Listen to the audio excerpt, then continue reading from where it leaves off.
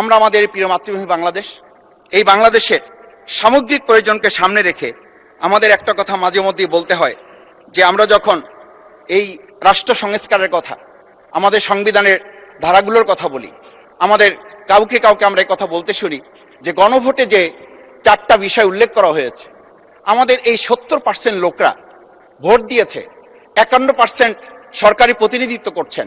আমি তো একটা কথা যদি পরিষ্কার করে সরকারি বেঞ্চে যারা আছেন, ট্রেজারি বেঞ্চে যারা আছেন, তাদের বিনয়ের সাথে যদি জিজ্ঞেস করতে চাই যে আমরা 51% ফ্যামিলি কার্ডের পক্ষে ভোট দিয়েছে, আর আমাদের 70% তো জুলাই সনদের ভিত্তিতে রাষ্ট্র গঠনের পক্ষে ভোট দিয়েছে। আমরা তাহলে 51%কে গুরুত্ব দিয়ে ফ্যামিলি কার্ড বিতরণ করে জনগণের সেই 17 বছরের উন্নয়নের কথা বলি কি আমরা মূল জায়গা থেকে আমাদের দেশের জনগণকে আবার আরেকটা জায়গায় নিয়ে যেতে চাচ্ছি, এমন করে যে আমরা লক্ষ্য করছি, আমরা বলি সবার আগে বাংলাদেশ, আমরা বলি সবাই মিলে বাংলাদেশ। আমি তো তা লক্ষ্য করছি না। আমাদের আশঙ্কার জায়গাটা, আমাদের উদ্বেগের জায়গাটা, উৎকণ্ঠের জায়গাটা মাননীয় স্পিকার ওইখানে যে 11টা সিটি কর্পোরেশনের প্রশাসক বদল হয়েছে।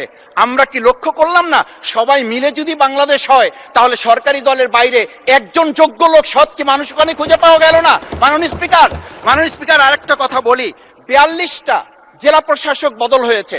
মাননীয় স্পিকার এই পাশ থেকে প্রায় কথা বলি যে এখানে বলা হয়েছে যে মানে আমরা সবাই মিলে বাংলাদেশ, সবার বাংলাদেশ যখন বলি, সবাই মিলে দেখি টেবিল চাপড়িয়ে আমরা এই মহান জাতীয় সংসদকে খুবই সরগরম করে ফেলি।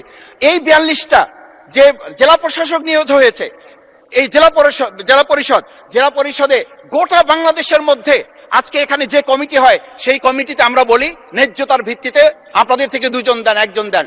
মাননীয় স্পিকার, খুবই বিনয়ের সাথে জিজ্ঞেস করি, আমরা কি সেই নতুন বাংলাদেশের দিকে যেতে পেরেছি যেই বাংলাদেশে এই 42 জন জেলা পরিষদের একজন জেলা পরিষদকে আমরা কাউকে খুঁজে বের করতে ওখানে ন্যায্যতার ভিত্তিতে দিতে পারলাম না? মাননীয় স্পিকার, আমরা তত্ত্বাবধায়ক আমাদের অন্তর্বর্তীকালীন সময়ে যখন 1-2 জায়গায় এরকম প্রশাসক নিয়োগ হয়েছে, আমরা বললাম এটা সংবিধান লঙ্ঘন এবং এটা গণতন্ত্রের সাথে সাংঘর্ষিক। আজকে গণতন্ত্রের নির্বাচনের ভিত্তিতে আমরা যখন একটা সরকার পেলাম, সেই সরকারে স্থানীয় নির্বাচনের দিকে না গিয়ে যেখানে সরকারের প্রশাসক ছিল তাদেরকে তড়িঘড়ি করে বদল করে বিশ্ববিদ্যালয় গেলে থেকে শুরু করে নিজ দলীয় লোক গ্রহণ করে আমরা কি এটা বলতে পারি যে সবাই মিলে বাংলাদেশ এবং সবার আগে বাংলাদেশ আসলে এটা আমাদের দেশে আসছে? আমরা বলতে পারি না বিধায়ী আজকে জুলাই সনদ বাস্তবায়ন এবং তার ভিত্তিতে আমাদেরকে এখানে শপথ গ্রহণ করানো হয়েছে। আমাদের এই ট্রেজারি বেঞ্চ থেকে আমাদেরকে বলা হয় এটাই নাকি অবৈধ হয়েছে।